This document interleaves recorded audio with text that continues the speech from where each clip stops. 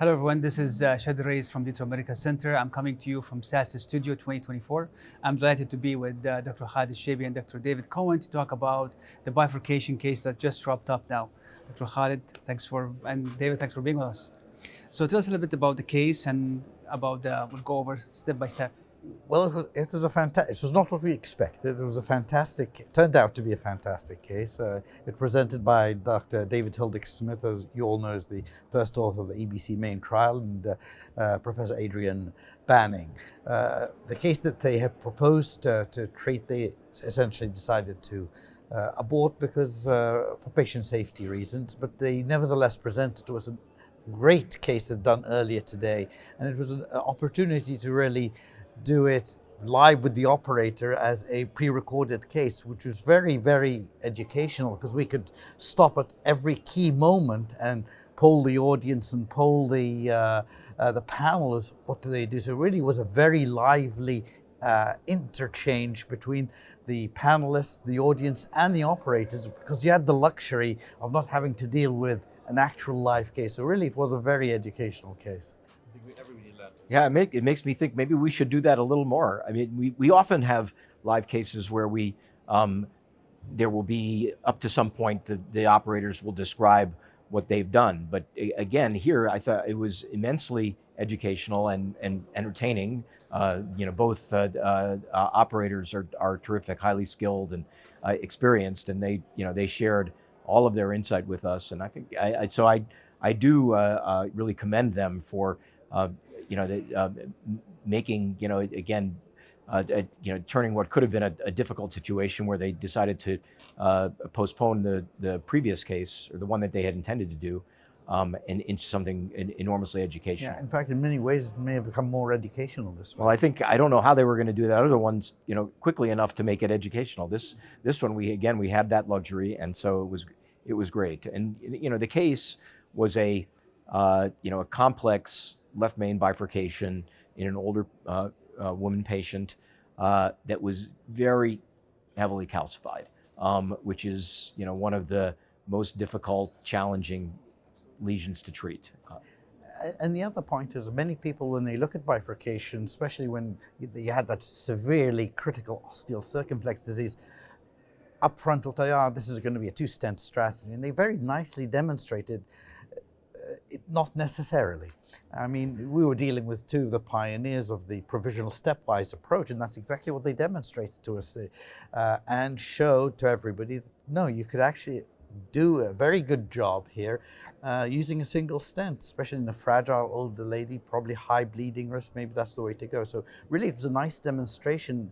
Don't take things all face value at the beginning and rush to conclusions. Think things out.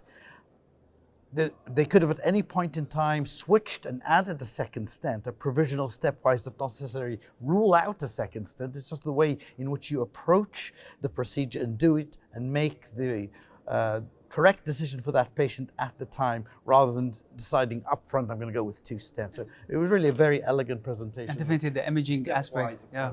The imaging aspect of it was very important too. Well, the image was, again, they did a lot of work just to get the imaging in place. It was not such an easy case to deliver the imaging, but again, that showed us where the severe calcium was, that they had fractured already with the cutting balloon and high pressure inflation that they had done that calcium, and they felt at that stage was not necessary to do anything more advanced. One of the really interesting aspects of this, which I think Khaled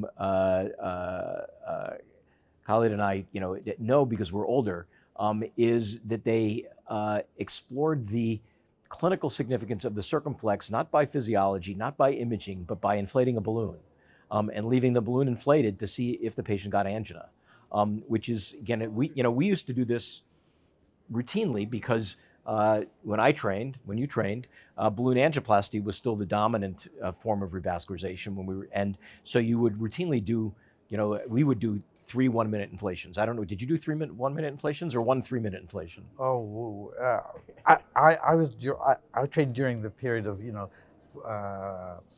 flow balloons. Perfusion balloons. Oh, we'd routinely do 10. but that's 15. different. But we would, one of the things you learned from doing prolonged balloon, nobody does prolonged balloon inflations anymore. It's a diagnostic test for angina. We used to do this. Prolonged balloon inflations were what you used to do to tack up dissections. Right. But just the regular angioplasty. I mean, I would, again, because there were, we always have patients with unusual symptoms. This patient had, clear-cut angina with EKG changes in the hospital. But what was the surprise here was that the circumflex was, didn't seem to be responsible, because when they did prolonged inflations in the circumflex, she had no angina whatsoever. And that was reassuring to them that they didn't need to get a perfect result in the circumflex, which allowed them to simplify a lot of the procedure compared to what they had. And again, I think that is a underappreciated technique by some of the younger people these days, because again, we just put stents in, and the idea is, just pre-dilate quickly, put the stent in quickly, no long inflations. And it should be remembered that that's a useful diagnostic technique to figure out, is this lesion causing angina? And this is kind of highlight, as you mentioned earlier, you can plan for the procedure, but when you are in the procedure, things can change. It depends on the hemodynamics. Yeah. So, I think that is the message, is you are continually iterating, right? You have an initial plan, but that initial plan has stopping points where you assess, did something change? if you're done, we move on. The thing is, a lot of people, when you tell them provisional, what they have in mind is you're going out with a single stent. That's not what provisional really means. Provisional is a strategy. I'm going to start off, hoping to finish this procedure with one stent. But if the indication comes up, or the reason comes up for a second stent, I'm going to implant a second stent. So it's a strategy rather than a destination. The provisional is a strategy, a mind concept of, okay, I'm going to start with one stent and then assess. I may not end the procedure with one stent, I may end it with two stents, as opposed to an upfront two-stent strategy when you decide from the get-go, okay, it's going to be two stents. I just want to highlight that decision coming from the Middle East Bifurcation Club, which is under the umbrella of SASIS. I would like to thank you both for really kind of enlightening us, or also wrapping up the case again from SASIS Studio 2024. This is Chadi Reyes from Jeddah. Thanks for being with us, and hopefully we'll see you next year. Thank you so much. Thank you. Thank you.